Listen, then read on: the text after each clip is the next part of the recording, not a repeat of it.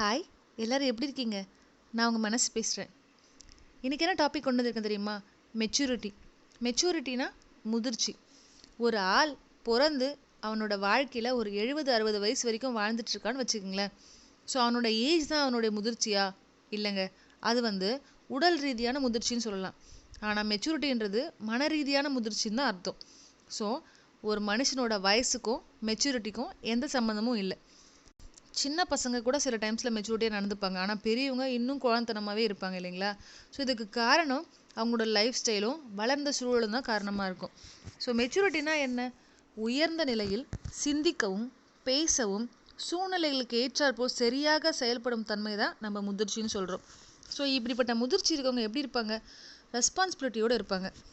அவங்க லைஃப்பை எப்படி ஹேண்டில் பண்ணணும்னு அவங்களுக்கு தெரியும். ஸோ தன் வாழ்க்கைக்கு ஒரு காரணம் இருக்குன்றதை புரிஞ்சு வாழ்வாங்க. ஸோ இந்த மெச்சூரிட்டியில் 2 விதமான ஏரியா இருக்கலாம். ஒன்று மென்டலி மெச்சூரிட்டி. மென்டலி மெச்சூரிட்டினா மன ரீதியான முதிர்ச்சி. இதில் நம்மளோட மைண்ட் செட், நம்ம யோசிக்கிறது, இது சம்மந்தமான முடிவெடுக்கிறோம் இல்லைங்களா, அதை பற்றின மெச்சூரிட்டி மென்டலி மெச்சூரிட்டின்னு சொல்லலாம். அகைன் இன்னொன்று எமோஷ்னலி மெச்சூரிட்டி. உணர்ச்சி பூர்வமாக ஏற்படுற முதிர்ச்சி. இது ரொம்ப ரிஸ்க்குங்க. ஸோ நானாக இருந்தாலும் சரி, நீங்களாக இருந்தாலும் சரி, சம்டைம்ஸ் ரொம்ப கஷ்டமான சூழ்நிலைகளில் என்ன பண்ணுறதுன்னு தெரியாமல் உணர்ச்சி வசப்பட்டு தப்பான ஒரு முடிவு எடுத்துருவோம்.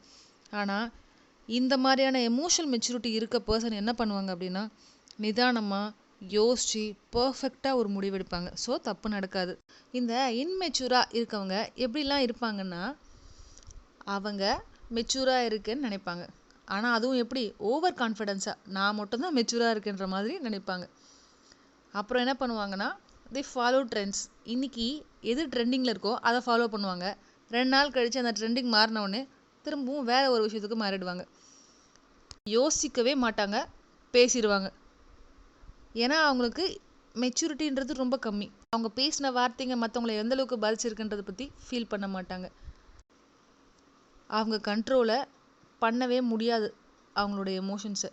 எல்லாத்துக்கும் ஓவர் ரியாக்ட் பண்ணுவாங்க. பொய்யான வாக்குறுதிகளை கொடுப்பாங்க, கம்பேரிசன் பண்ணுவாங்க, பொறாமப்படுவாங்க.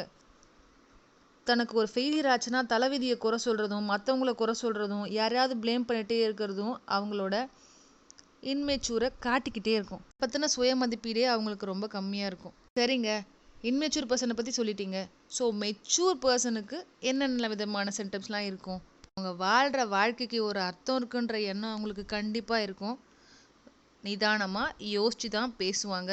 அடுத்தவங்கள புரிஞ்சுக்கிட்டு பேசுவாங்க. ஏன்னா அவங்க பேசுகிறதோ அவங்க பண்ணுற செயலோ மற்றவங்கள பாதிச்சிடக்கூடாதுன்றத ரொம்ப திங்க் பண்ணி பண்ணுவாங்க. அவங்க எமோஷன்ஸை நல்லாவே கண்ட்ரோல் பண்ண தெரிஞ்சிருப்பாங்க. முட்டாள் மாதிரி எப்பவுமே யோசிக்க மாட்டாங்க. ரொம்ப பொறுமையாக இருப்பாங்க. தட் மீன்ஸ் பொறுமைன்றதுக்கு ஒரு விஷயம் நடக்க போகுது அப்படின்னா அது நடக்க கொஞ்சம் டைம் ஆகும்னா அதுக்காக அவசரப்பட மாட்டாங்க. அந்த டைம் வர வரைக்கும் வெயிட் பண்ணுவாங்க. ரொம்ப கம்மியாக பேசுவாங்க. ஆனால் அவங்களோட லிசனிங் சென்ஸ் ரொம்ப ஜாஸ்தியாக இருக்கும். அவங்க ப்ராமிஸை எப்போவுமே காப்பாற்றுவாங்க. ஒரு விஷயம் பண்ண போகிறாங்கன்னா அதை சொல்லிட்டாங்கன்னா கண்டிப்பாக பண்ணுவாங்க. அவங்களோட மைண்ட், ஹெல்த், ரிலேஷன்ஷிப் இது எல்லாத்தையுமே இம்ப்ரூவ் பண்ணுறன்ற தாட்டில் மட்டும்தான் இருப்பாங்க. இன்னும் தாண்டி அவங்களுக்கு ரெஸ்பான்சிபிலிட்டி ரொம்ப ஜாஸ்தியாக இருக்கும். நமக்கு மெச்சூர் பவர் கம்மியாக இருக்குன்னு வச்சுங்களேன், எப்படி இம்ப்ரூவ் பண்ணிக்கலாம்? First, don't think you are mature.